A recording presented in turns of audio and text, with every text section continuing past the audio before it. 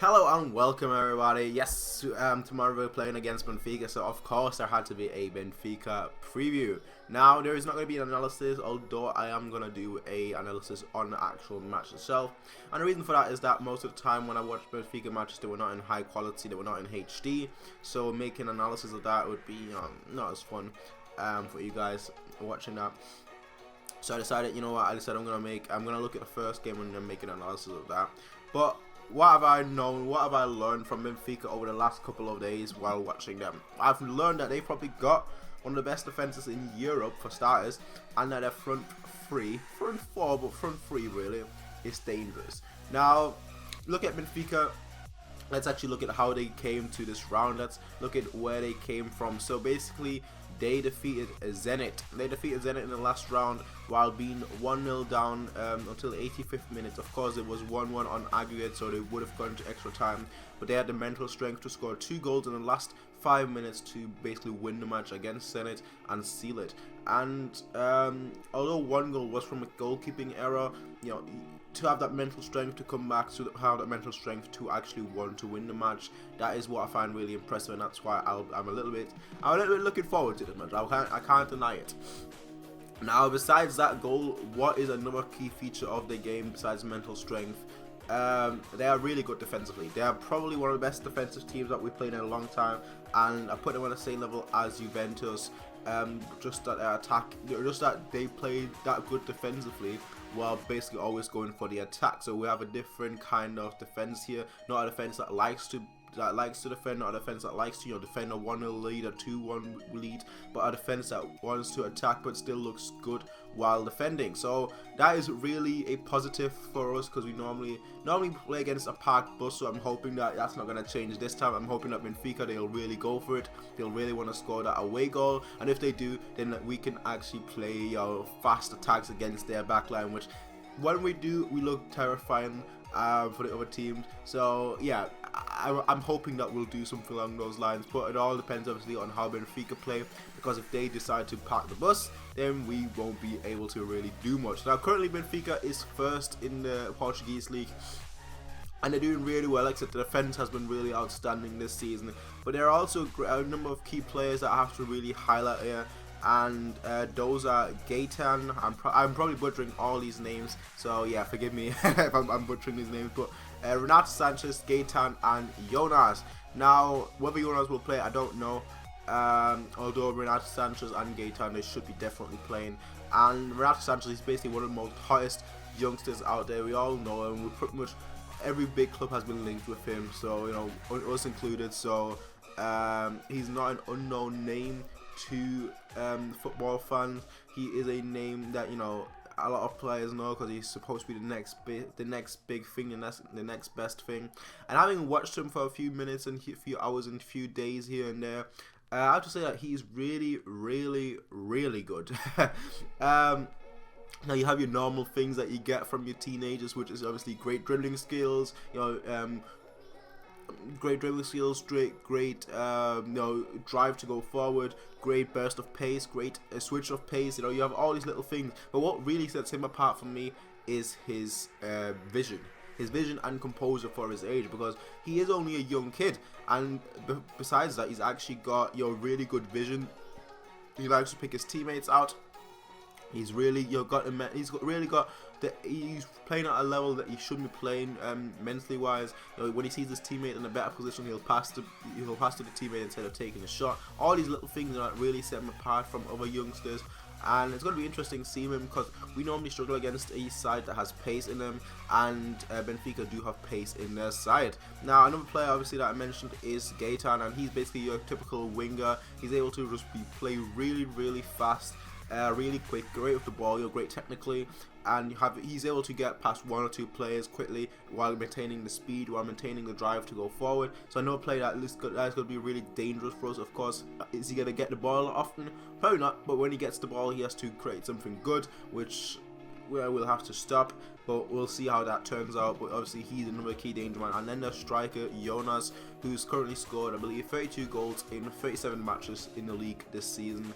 So that's pretty impressive just by itself. You don't score 32 goals and don't call that impressive, but it's still a question of whether he'll play. But I do think that if they go with him, it's the right choice. He is a little bit old, but he's still got the legs to actually run. He's still got the ability to get past this man, and he's still technically good enough to actually be able to hold on to the ball and then create something with the ball while his back is faced to the goal. So all these little things, are players that we really need to look out for defensively, because obviously Boateng is still out, and we're most likely going to play a centre-back pairing of probably Javi and Alaba, although Kimmich and Alaba is also a great centre-back pairing. I don't know how Pep's going to go. I'm guessing he's not going to play Tasky, just because we haven't seen Tasky whatsoever this season. Basically has one match, so yeah, I don't think we'll actually see Tasky. But we'll see who he goes as centre-back pairing. But the team itself should pretty much speak for it. Now, I've seen a lot of people say that Götze should play instead of Müller. I don't know. No, that's my answer. No, I wouldn't play Götze over Müller. But I guess what I can see what people are saying that, because obviously Benfica are still good defensively, so having someone like Götze there could unlock the defense. Although I think that maybe it would be better if we played obviously two strikers in Lewandowski and Müller with Ribéry, Costa, and Ribéry, Costa, Thiago, and Coman behind. They're playing a 4-4-2 essentially. We'll see. We'll see. Like, I think a 4-4-2 would do really well, and then obviously you could switch out players such as Müller for Götze. You could switch out players such as Lewandowski for Müller. You're able to like switch it pretty much, and players are really interchangeable in that system. You could move Costa, for example, to the wing. You could move Coman to the center. You could do the same thing with Ribéry. Move Ribéry to the center and move Costa to the wing. So you have a pretty flexible system. If something doesn't work, you're able to adjust it in the game via the players, But it's really interesting to see how we're going to line up tomorrow. But what am I predicting? Well, ladies and gentlemen, I'm actually a little bit confident again. The last time I was pretty confident was against Juventus. I'm not only not that confident kind of person when it comes to predicting scores, because I like to keep it down. I like to keep my optimism down just for predicting the score. But I'm predicting that we'll win by 3 goals. And we'll go through. I don't know how we're gonna line up. I don't know how we're gonna do next week, but I think that we'll win by 3 goals tomorrow. Whether that's a 3-0 or whether that's a 4-1. But I think that we're gonna win by 3 clear goals. I'll go with 4-1 actually. Yeah, I'll go with 4-1. And I think next week we're gonna play a 2-1 win. But what was I gonna say? But yeah, we're gonna have to look out. We're gonna have to be careful. Their defense has to be really good, and I think Vidal is probably the better choice at this point against Benfica than Alonso, just because if you look at Vidal, he's really he isn't slow, and he goes for the tackles, whereas Alonso is a bit too slow in my liking, just against Benfica, especially because they're going to be playing a lot of quick attacks, so we're going to have to be looking out for that. But I might have to rethink my lineup that I just said a minute ago, just because obviously I didn't actually count for Vidal. I'll go with 4-3-3 essentially. Play Vidal there, Thiago, and you know what? Vidal, Thiago, Götze.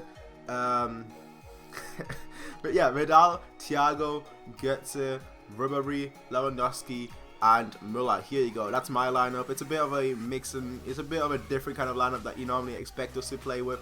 But I don't know. I think that'd be interesting. That's the least I can say. It'd be interesting, and I like to see interesting things. But tell you what you guys think. Like I said, I think it's gonna be a 4-1 win for us.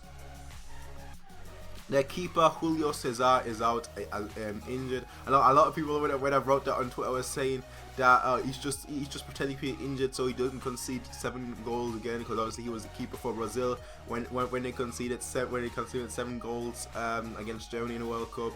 And their right back is out as well as the captain. So you have a few key players out injured. but they still shouldn't underestimate it, and I think that won't happen. I don't think the team will underestimate them. So we'll see how it goes. But we'll see tomorrow. The match will happen tomorrow. Like I said, let's hope they'll win. Let's hope we actually win by a good margin, so that way we can just defend the result. But we'll see how it goes. Tell me what you guys think in the comment section down below. As always, you can rate, comment, favorite, and subscribe. You can peace out, and you can have a nice day as always. Thanks for watching, and bye.